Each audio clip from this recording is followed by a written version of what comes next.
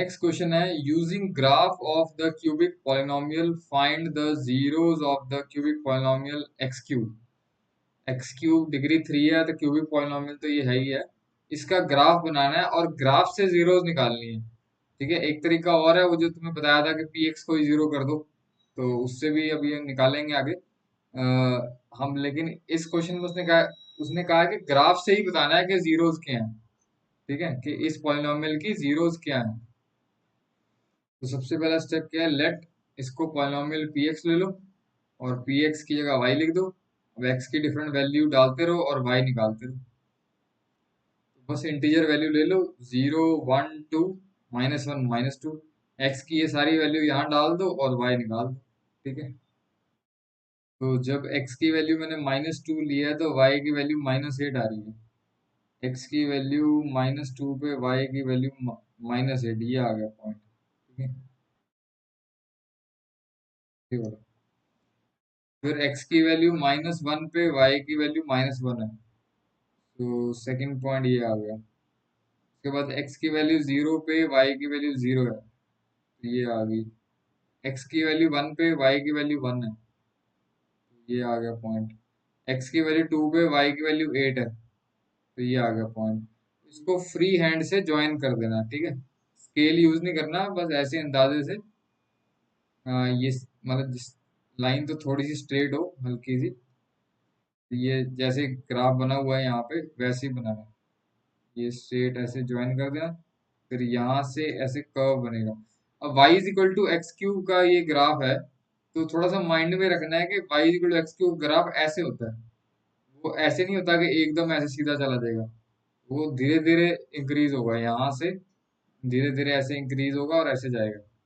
ठीक है, और नीचे से भी धीरे धीरे ऐसे वाई की वैल्यू ऐसे इंक्रीज होगी। ठीक है, नेगेटिव वैल्यू।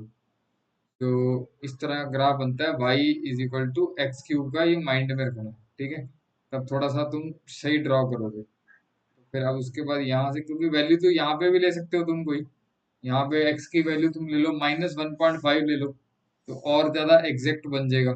यहाँ पे 0.5 ले लो, वो 2 पॉइंट भी ले ही लेते हैं। जैसे कि मैं ये कह रहा हूँ ना कि x की वैल्यू तुम लो, यहाँ पे सेंटर की ले लो -0.5। -0.5 कितना हो गया, ये x की वैल्यू ले रहा हूँ मैं। ये हो गया -½ ठीक है, तो x की वैल्यू -½ ले रहा हूँ, तो y की वैल्यू यहाँ से निकालना कितनी आ रही है। y की वैल्यू आ रही है -½ का cube, which is equal to -1/8, which is equal to -0.25, है ना।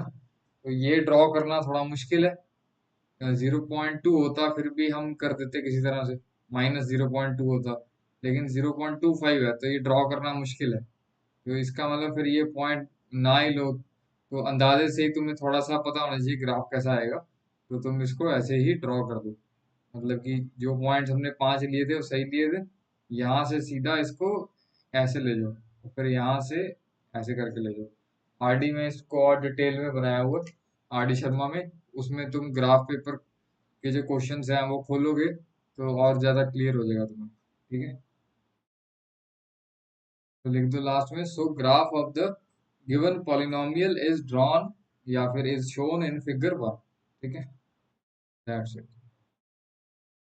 मतलब चाहे क्यूबिक पॉलिनोमियल हो या क्वाड्रेटिक हो, मिनिमम 5 पॉइंट तो लेने ही पड़ेंगे, तभी ग्राफ बनेगा, है ना। और इससे ज्यादा लोगे तो और बेटर है, अगर कोई तुम्हारे पास अच्छा पॉइंट है जो ड्रॉ हो सके तो और भी ले सकते हो। ठीक है, लेकिन 5 से तुम्हारा बन सकता है ग्राफ, ज्यादा टाइम लगाने की जरूरत नहीं है एक ही क्वेश्चन में। ठीक है, अगर क्लियर नहीं हो रहा बनाना कि कौन सी डायरेक्शन में जाएगा तो बात अलग है, तब ज्यादा पॉइंट्स ले सकते हो।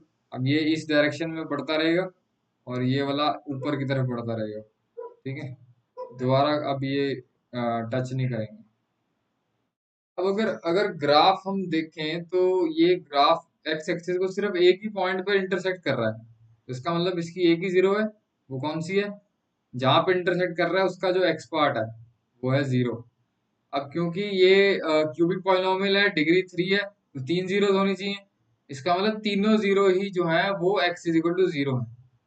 तो x is equal to 0 is the only zero, हालांकि तीनों 3 जीरोस हैं, वो तीनों कोइंसिडेंट है। ठीक है, तो ये मीनिंग है इसका।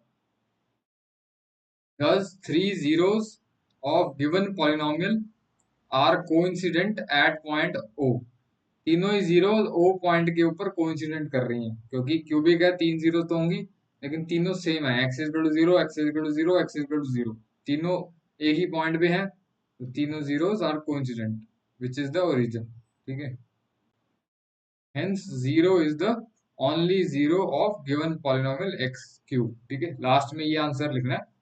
ठीक है, ये नहीं लिखना है जो ऊपर है, तो सिर्फ समझाने के लिए लिखा है। Main answer zero is the only zero of given polynomial x cube.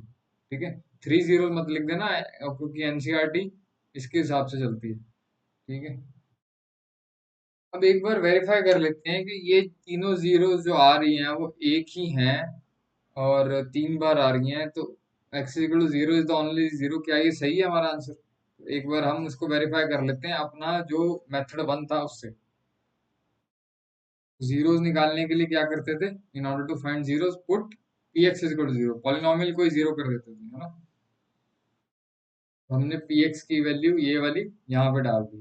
ठीक है, नेक्स्ट स्टेप में हमने क्या किया, एक्स क्यूब को तीन बार लिख दिया, x into x into x. ठीक है, जैसे मान लो अगर ये ऐसा होता है x minus one into x minus two into x minus three equal to zero, तब हम क्या करते, either x minus one is zero और x minus two is zero और x minus three is zero, है ना।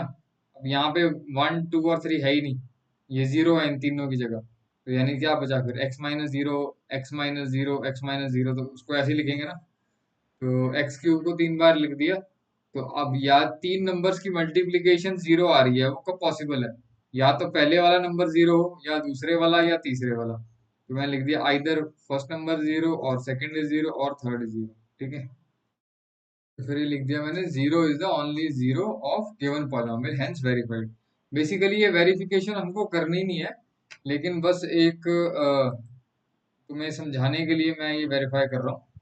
ठीक है, सो चाहे तुम ऐसे करके जीरो, पॉलिनोमियल को जीरो करके जीरो निकाल लो, या दूसरा तरीका ये है कि तुम ग्राफ बना के जीरो निकाल लो, आंसर सेम ही आएगा। ठीक है,